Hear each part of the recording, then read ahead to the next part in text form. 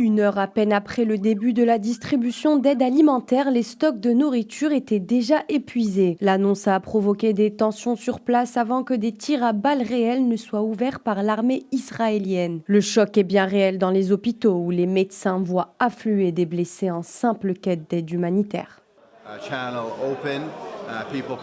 À chaque fois qu'il y a une distribution d'aide humanitaire, j'ai des patients qui se présentent avec des blessures par balle à la tête et à la nuque. Hier, la distribution a eu lieu. J'ai été de service quand 9 personnes se sont présentées avec une blessure par balle à la tête. 6 d'entre elles sont intubées et les 3 autres étaient des enfants.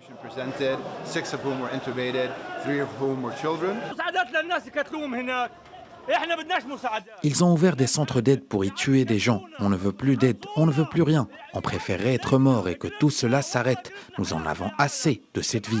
Hier, nous avons enterré 4 personnes, encore une aujourd'hui, pour un morceau de pain. Il n'était pas là pour résister, il était parti pour avoir de quoi manger.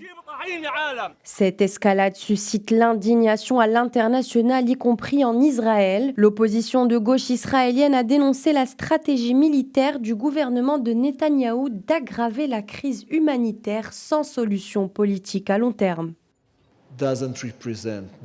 Aujourd'hui, le gouvernement d'Israël ne représente pas la grande majorité de notre pays. Les Israéliens veulent la libération des otages et que cette guerre se termine immédiatement. La grande majorité souhaite de nouvelles élections le plus tôt possible et souhaite qu'Israël reste la patrie du peuple juif et soit en même temps un État libre, égalitaire et démocratique.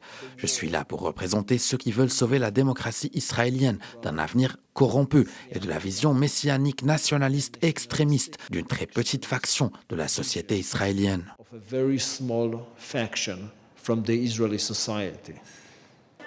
Face à une situation humanitaire chaque jour plus dramatique, la population de Gaza continue de payer le prix d'un conflit sans issue. La communauté internationale, elle, est plus que jamais interpellée sur l'urgence d'une réponse concrète et durable.